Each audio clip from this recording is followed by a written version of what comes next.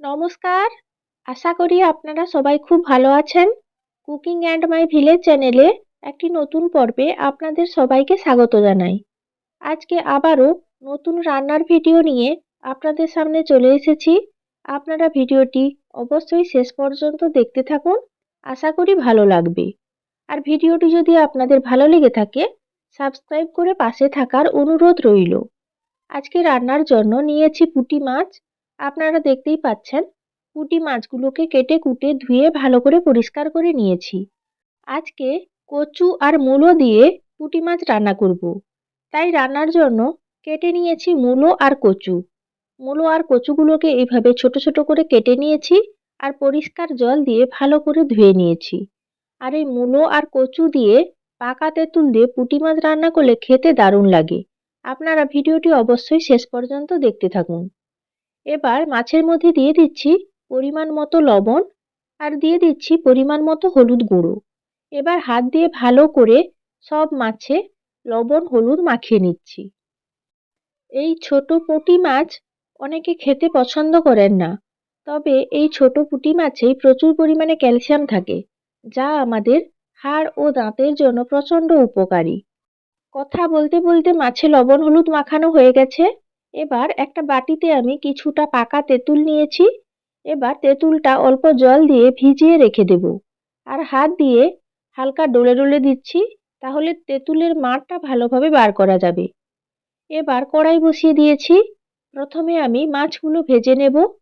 আর পুঁটি মাছ ভাজার সময় খুব সতর্ক থাকতে হয়, না হলে মাছগুলো ভেঙে যায়। আর কড়াই ভালো করে গরম করতে হয়। তাই আমি কড়াই ভালো করে গরম করে নিয়েছি আর পুরো কড়াইতে তেল ভালো করে চাড়িয়ে দিচ্ছি। এই পর্যায়ে তেল ভালোভাবে গরম হয়ে গেছে। এবার লবণ হলুদ মাখানো পুঁটি মাছগুলো তেলের মধ্যে দিয়ে দিলাম আর কড়াইতে ধীরে ধীরে চাড়িয়ে দিচ্ছি, তাহলে সব মাছগুলো ভালোভাবে ভাজা হবে। আর মাছের পরিমাণ বেশ বেশি রয়েছে, তাই আমি দুই দফায় মাছগুলোকে ভাজবো। একসঙ্গে মাছগুলো ভাজলে হবে কিন্তু মাছগুলো ভেঙে যাবে, তাই আমি দুই দফায় মাছগুলোকে ভেজে নেব।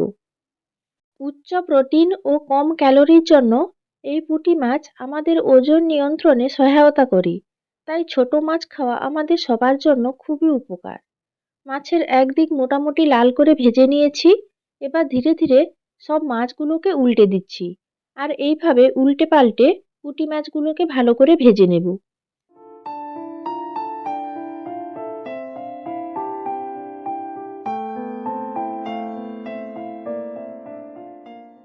কিছু সময় পর মাছের দুই দিক মোটামুটি ভালোভাবে ভাজা হয়ে গেছে। এবার আমি মাছগুলোকে তুলে নিচ্ছি। এই পর্যায়ে দ্বিতীয় দফায় আমি লবণ হলুদ মাখানো পুঁটি মাছগুলো তেলের মধ্যে দিয়ে দিচ্ছি আর একইভাবে এই মাছগুলোকেও ভালোভাবে ভেজে নেব। কড়াইতে মাছগুলো চাড়িয়ে দিলাম, তাহলে সব মাছ ভালোভাবে ভাজা হবে।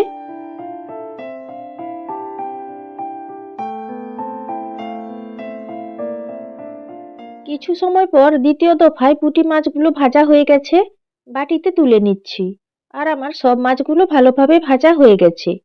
এই পর্যায়ে আমি যে আগে থেকে কিছুটা পাকা তেঁতুল ভিজিয়ে রেখেছিলাম, সেই তেঁতুলের মাড়টা ভালোভাবে বার করে নিচ্ছি আর তেঁতুলের ছিবড়েগুলোকে আমি ছেঁকে হাতে তুলে নিচ্ছি।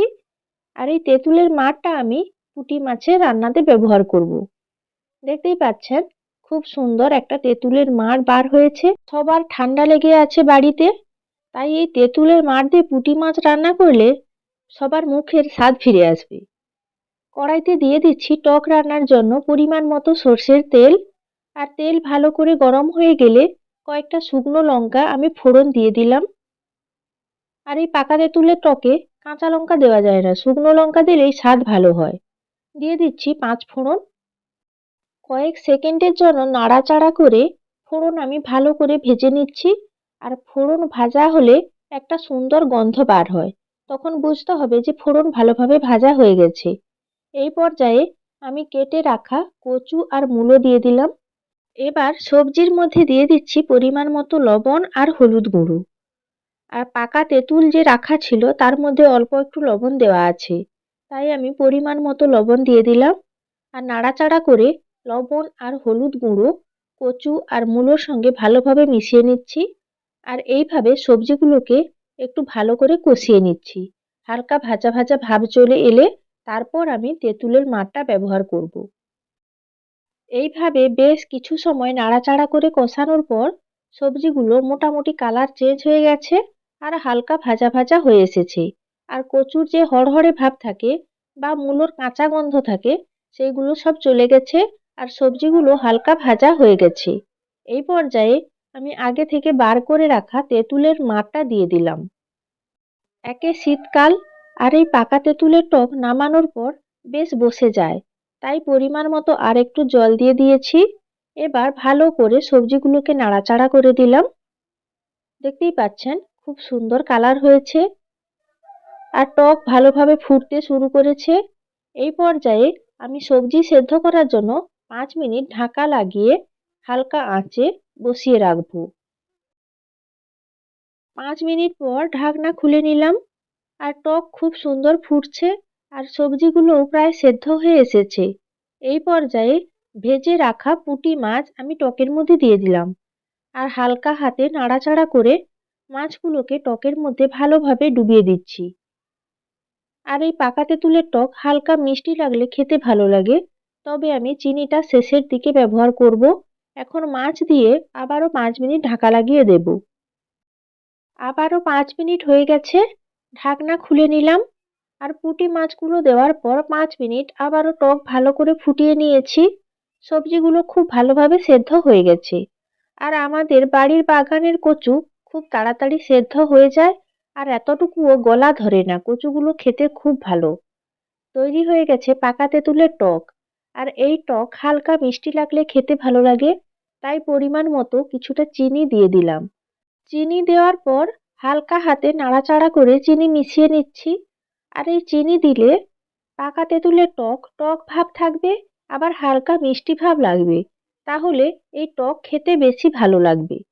দেখতেই পাচ্ছেন খুব সুন্দর একটা জিভে জল আনা টক রান্না হয়ে গেছে মূলো আর কচু দিয়ে পুঁটি মাছ আর পাকা তেঁতুলের টক।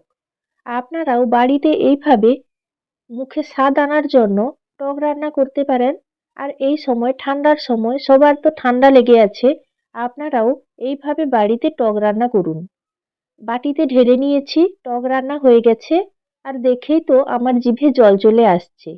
দেখেই বুঝতে পারছেন কতটা লোভনীয় দেখতে হয়েছে এই পাকা তেঁতুলের টক।